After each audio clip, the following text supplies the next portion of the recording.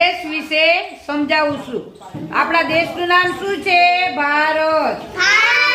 भारत मारो देश छे।